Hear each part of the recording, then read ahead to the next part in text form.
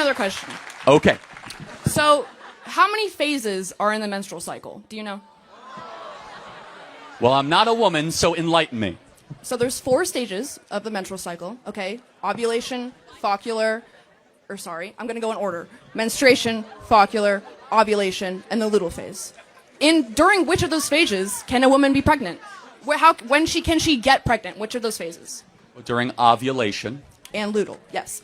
So I already know the answer to this question. But yeah. So I know the answer to this question. Have you ever had a menstrual cycle before? No. Okay, great. So knowing that, and you just saying, I don't know the phases of the menstrual cycle, which I don't blame you for being, you don't have that. So then, knowing this, you don't know everything about the female reproductive system, how are you going to make legislation to hurt women and women's rights? Are men allowed to have opinions on abortion? You can have opinions on abortion, but what I'm saying is, how are these men going to create this legislation? Got it. So, men are allowed to have opinion on moral matters too, right? Right. Got it. So if I was a male OBGYN, is it okay for that person to make issues of legislation? Well, they're educated. They understand. They are educated on the female reproductive system, so they can. So if I don't know everything intimately about the female reproductive system, sit down and shut up, you're a man. No, that's not what I'm saying. You can have an opinion. That's kind of what It's all right if you have an opinion. I'm saying it's not all right if you don't understand how the female reproductive system works. Let's pop quiz. When does heartbeats begin for babies in utero? Have you ever eaten an egg before? That's yes or no. Have you ever eaten an egg before? Scrambled, yeah. Okay, so would that be you scrambled a full chicken? Well, hold on. You understand that it takes an egg to be fertilized? Right. Uh-huh. Yeah, but uh-huh. Your point, the whole point you're making is that baby... since we're doing pop quiz on, human development, so when exactly do heart waves begin in utero? You know that, but you don't know the 4 Hold on, cycles. tell me when heartbeat... I don't know. Okay, you don't know. No. So wait, hold on. So you're trying to say I know more about the woman reproductive system than you do? I am a woman, so yes. Yes, okay, well, but the point being is we could both go back and forth of, independent trivial facts when it comes to the woman's reproductive system. But here's something we all know, because God wrote this on the human heart of every individual, as it says in the book of Romans. We know deep down it's wrong to murder a baby. You're not murdering a baby. It's not a baby. Okay, well, let's play this out. What is it then? It is an embryo, which is not a baby. Well, okay, so it's a fertilized embryo. Correct, which is not a baby. So at what point does it become a baby? When it is born. Oh. I don't agree with abortions up to full-term abortions. Well, hold on, but you said it becomes a baby when it's born. Yes. Then why would you have abortion limits before it's born? I thought it's just an embryo. So embryo rights? No, the embryo rights aren't a thing. But then where would you draw a line for abortion then, and why, and under what moral standard? There are medical reasons not to have an abortion No, that's not the question. That's not the question. You just asked me why would I not have an abortion full-term for medical reasons. Okay, so at 29 weeks, the baby is nearly fully developed, can recognize the mother's voice, has a heartbeat, has brain waves. Is it okay to abort that baby? It's not okay, but you're going to say it's okay to have an abortion then. I don't understand what you're trying to say. It's not okay to have an abortion ever? How Correct. about 3 weeks in? Correct. No abortion. Correct. Why? Well, because your life started at conception. It did not, though. It did not. Well, hold on. So let's play this out. So who are you as an individual? From your skin color to your eye color to your likes, your dislikes, from your temperament to your everything. I am not an embryo. I'm a person. Hold on a second. But it started with something called deoxyribonucleic acid. And your own individual DNA started at the point of egg and sperm meeting. That's where your journey started. And so from that point in particular, life begins. Not at birth, not at first words, not at first steps, but when your DNA, which is who you actually are. You are your DNA. Every one of your DNA cells is coded XX or XY. It's coded with all of your unique characteristics and attributes that we believe God individually curated for the rest of your life. That doesn't happen at 8 weeks or 10 weeks. It happens at conception. What happens if you need a medical abortion? If the mother will die if she does not get an abortion? What's your stance on that?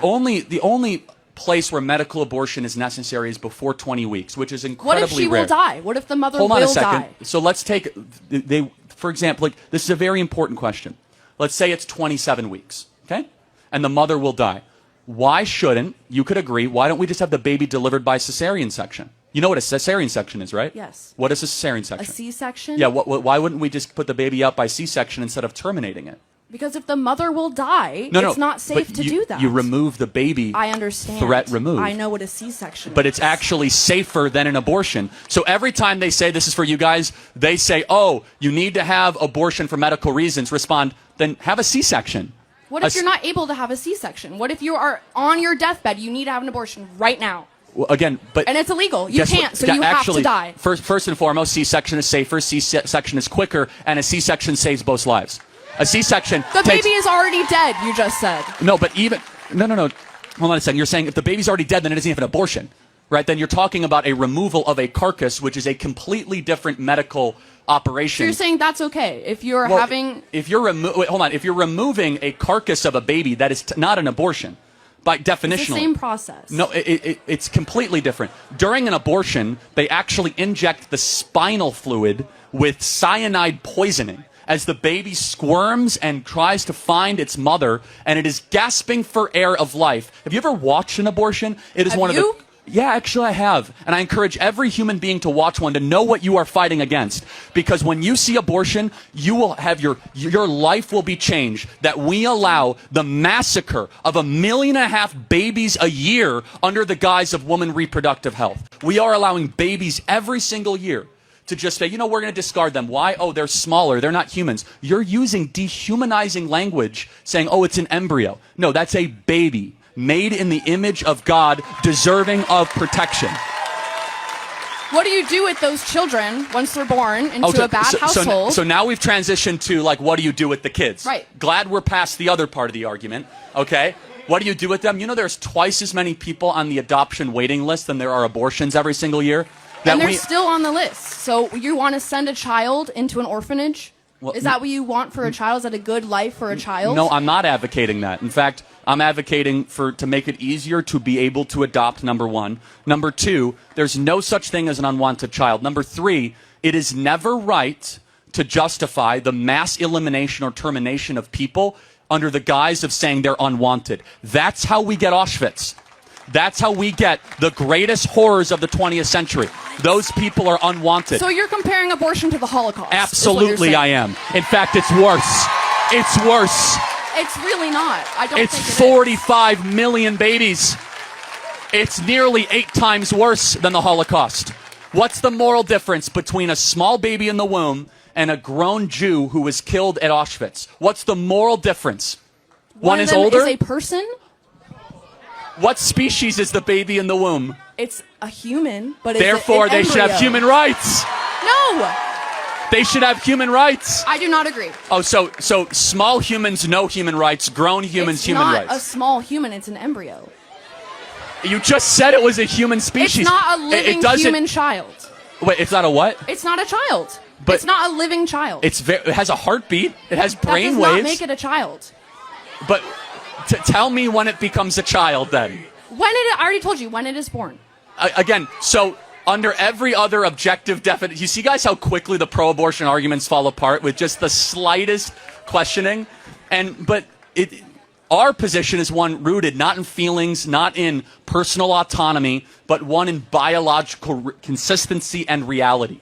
That your life had an agreed-upon starting point, that starting point should be protected and preserved. And the excuses given for abortion is dehumanization. Oh, it's just an embryo. Guys, that's just using different language to justify the massacre of something smaller than you. That's all that it is. So here are the big objections. Size. It's smaller than me, then I should be able to get rid of it. I'm 6'5". Should I be able to murder people smaller than me? Of course not. You don't believe that. Level of development. Oh, it's not as progressed as, this is your argument. It's not as progressed as we are, therefore we have rights over it. So my 10-month-old baby, why should I not be able to eliminate my 10-month-old baby? I have another question for you. On the line of this, you will never be able to have an abortion, right? You will never be able to have an abortion. You will not, okay? It's a fact. Everyone knows that, okay? I'm not debating that at all. Okay, make it quick. You can tell the audience is Yeah, but go. Yeah. If I were to be pregnant right now and forced to have a baby, that would ruin my life. This is an important question. Hold on. Time out. So rape and incest are less than half of 1% of all abortions. I'm not talking about that. I'm talking if I just happen to be pregnant. Oh, well, you don't happen to get pregnant. It's like not like getting COVID. I know how okay? it works. I know how it works. You don't get the flu. I know. How about but this? say You I got take responsibility for your orgasms and What if stop that eliminating doesn't work? people smaller than you. So you're saying I should carry a baby and ruin my collegiate life? How about this? Instead of saying ruin, first of all, babies are a blessing. Stop talking at them as if they're some sort of annoyance. I will have to drop out of college.